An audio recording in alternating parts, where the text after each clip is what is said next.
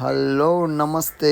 ఇదైతే మనకి AC complaint వచ్చింది. కంప్లైంట్ వస్తే మనం అవుతాం చల్లో అంటే వెళ్ళిపోయాం. మీకు ఈ పాటికి అర్థమైపోయి ఉంటుంది. ఇదైతే ఎల్జీ ఏసీ ఓల్డ్ అనమాట.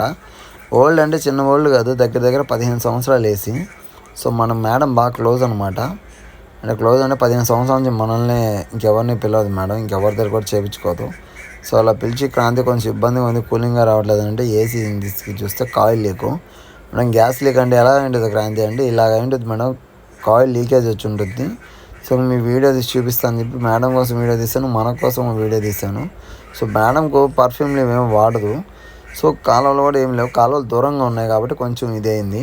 కాకపోతే ఇలా కూడా అవుతుందా అంటే అవుతుంది. అంటే ఓల్డ్ ఏసీ అంటే కనీసం ఒక 15 సంవత్సరాలు ఉంటుంది ఏసీకి. అయినా కానీ మేడము కండిషన్గా బాగానే వాడుతుంది. ఇంకా తీసుకొచ్చి లీకులు చెక్ చేస్తే ఒక 3 లీకులు అయితే బయటపడ్డాయి.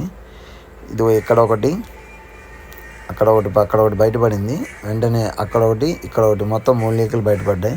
ఇంకా మనం శుభ్రంగా అన్నింటినీ నీట్గా శుభ్రంగా పేపర్ కొట్టేసి లీకులు అవన్నీ చెక్ చేసుకొని నీట్గా మనం ఇంకా వెల్డింగ్ చేయడం స్టార్ట్ చేసాం అనమాట.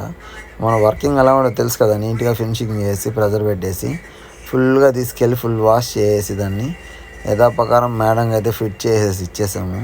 సో ఫిట్టింగ్ అయితే పెట్టలేదు. సో మనకు కొంచెం టైం పట్టింది. సో వర్క్ అయితే కంప్లీట్గా ఫినిష్ అయిపోయింది. మీరైతే జాగ్రత్తగా ఉండి టేక్ కేర్, బాయ్.